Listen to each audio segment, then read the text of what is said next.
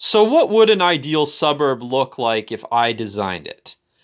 Unlike some people in the new urbanist movement, I don't believe that every neighborhood needs to be super high density. And that's not really new urbanism, to be honest. That's more like radical leftists who call themselves new urbanists falsely, like a certain large group on Facebook that I won't name, but yeah. Yes. New urbanism, I think, in actuality, does allow for the existence of medium density communities on a large scale. And I think that really shows, it really paves the groundwork for what suburbs should look like. So, what do I think a suburb should look like? I think the ideal suburb should be composed mostly of medium density, which means a mixture of dense detached homes, semi detached townhomes, and low rises. And it can vary a bit from neighborhood to neighborhood.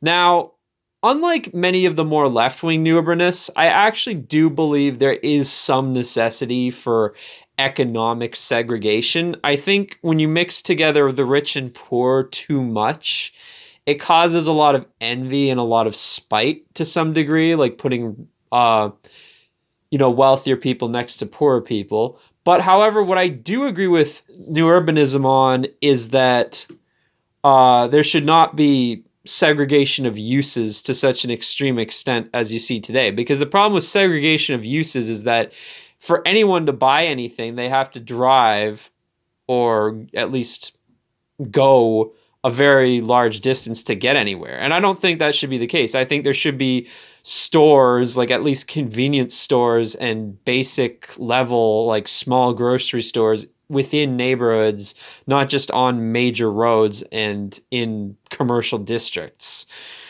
So I think basically the ideal suburb would be a neighborhood that's mostly composed of townhomes or dense detached, as I said.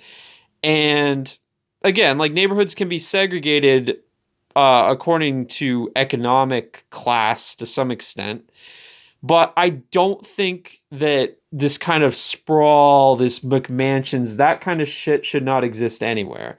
And frankly, neither should the types of normal middle class suburbs. I think those need to become a thing of the past too. The reason is, as I've said many times, it's just not environmentally friendly and it's just not conducive to a sense of community to have this kind of sprawl. When you have a neighborhood that's below a certain population density threshold but above a certain size, it makes public transit untenable. The only way to get around is by car because simply when it's too sprawled, public transit just becomes impractical and inefficient. Now, low density, I think, is feasible on a very small scale, and that's how it was historically. That's why you have villages that still exist to this day that have basically houses on lots that are equivalent to your typical equivalent to your typical middle class modern suburb, like your modern low density suburb. But the reason why that density level works on a small scale in villages is because the village is small enough that you could easily walk from one end of the village to the other. And it only has probably like 1,000 people anyway. Whereas the suburbs sprawl on and on. And for that reason, you need a car to get around anywhere. It's simply impractical to walk or take transit anywhere because it's just too sprawled. So I think the suburbs of the future, they need to meet a certain minimum density threshold. There's a certain threshold where I believe public transit becomes viable. Anything above that threshold, public transit is viable. Anything below that threshold, public transit is not viable.